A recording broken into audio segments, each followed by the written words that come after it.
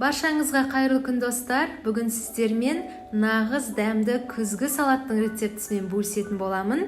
Видеоны қарамас бұрын YouTube арнама тіркеліп, лайк басып, комментарий қалдыруды ұмытпаңыздар.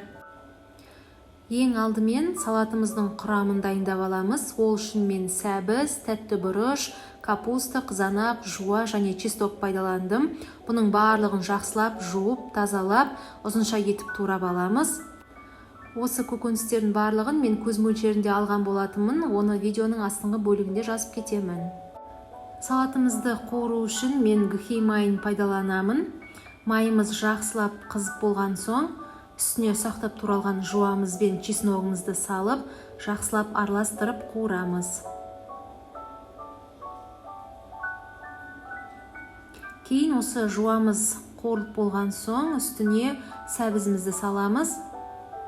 Жақсылап араластырып, 10 минуттай жоғары отта қуырамыз. Кейін оның үстіне тәтті бұрышымызды саламыз.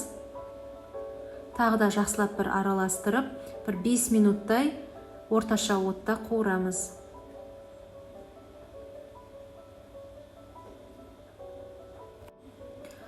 Содан соң оның үстіне капустамызды да саламыз. Капустамыз әбден жұмсарғанша жақсылап 10-15 минуттай қуырамыз.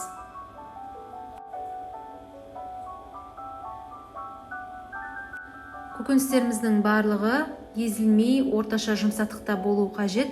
Соңында біз қызанағымызды саламыз. Қызанақты міндетті түрде осылай ірі етіп көбектеп тураңыздар. Себебі әбден өзінің суына пісіп шыққан кезде езіліп кетпеу қажет. Қызанақтан соң дәміне қарай жарты ас қасық қант және жарты ас қасық тұз саламыз. Барлығын жақсылап бір-екі араластырып, қақпағын жауып, баяу отта 20 минут қуырамыз. Ешқандай да су ештеңе қоспайсыздар. Мінекей, біздің салатымыз дайын болды. Көріп тұрғандарыңыздай, осылай езілмей, өзінің сөліне пісіп шығуы қажет. Міне соғын көріп тұрсыздар ғой. Қазір енді бұны 1 сағатқа салқын жерге қойып суытамыз. Бұл салаттың дайындау жолы өте оңай, көргендеріңіздей. Міндетті түрде жасап көріңіздер. Астарыңыз дәмді болсын.